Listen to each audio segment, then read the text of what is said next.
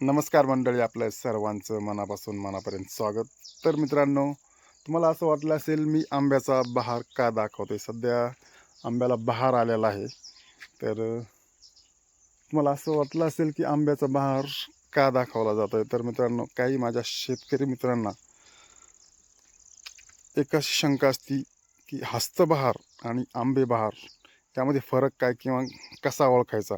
तर मी तुम्हाला जे आंब्याला आलेला बहार दाखवला आहे तो आहे आंबे बहार. म्हणजे आत्ता जो काय आपण सीझन पकडणार आहोत, ते डाळिंब असू किंवा इतर कोणतंही फळपीक असू, तर आत्ता जो सीझन आहे, जो पिरियड आहे, तो आंबे बहाराचा आहे. हस्तबहार हा याच्या अगोदर धरला जातोय. तर मित्रांनो, आज आपण आपल्या बागेमध्ये आलो. तुम्हाला मी दाखवतोय की खूप चांगल्या प्रकारे नैसर्गिक ताण या ठिकाणी बागेला मिळालेला आहे. तर मी तुम्हाला दाखवतो की बागेचे जे झाडं आहेत, या झाडांची जी आघाडी आहे, तिचा शेंडा जो पूर्ण स्टॉप झालेला आहे. म्हणजे या बागेसाठी इथील घ्यायला काहीही अडचण नाही. तर आपण या बागेसाठी आता आपण एक 2-3 दिवसात इथ्रिल घेणार आहोत. त्यानंतर हिला पाणी फोडणार आहोत. पण इथ्रिल घेण्याच्या अगोदर आपण आज एक स्प्रे घेणार आहोत. तो स्प्रे कोणता आहे आणि कशा प्रकारे घेतला जातोय, तर ते आपण आज बघणार आहोत. तर मित्रांनो, आज ही आहे आपली DAPची गोणी.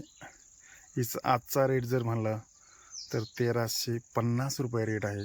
म्हणजे तुम्ही विचार करू शकता की कशा प्रकारे खताचे भाव वाढलेले आहेत. तर मित्रांनो, ही जी DAP आहे, हे DAP आपण आपलं 400 लिटर पाणी लागते. 400 लिटर पाण्यासाठी 6 किलो DAP आपण या बॅलरमध्ये रात्री भिजू घातली होती आणि तिचं एक द्रावण तयार केलं भिजू घातल्यानंतर. आणि आज आपण हे जे द्रावण आहे, हे द्रावण आपण आज या बकेटमध्ये एक कापड लावलं आहे, जेणेकरून त्याच्यामधून हे द्रावण व्यवस्थित गाळप होईल. तर या द्रावणाच्या सहाय्याने आपण द्रावण या ठिकाणी आपण गाळून घेतोय आणि हे आपण आपल्या ब्लोअरमध्ये टाकणार आहोत आणि याचा स्प्रे घेणार आहोत. तर याचा रिझल्ट कसा आहे, या अगोदर जर आपल्या शेतकऱ्यांनी, आपल्या डाळिंब शेतकऱ्यांनी मारलेला असेल तर नक्की कमेंट करून सांगा की याचा रिझल्ट कसा आहे, यापासून काय फायदा होतो.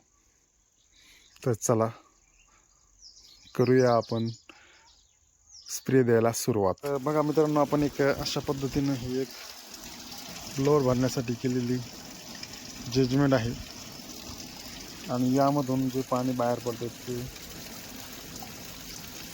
जे पहिलं स्प्रेचं पाणी आहे, जे काही शिल्लक पाणी होतं ते पाणी या ठिकाणातून बाहेर काढतोय आपण आणि असं स्वच्छ पाणी भरून घेतोय या ठिकाणी.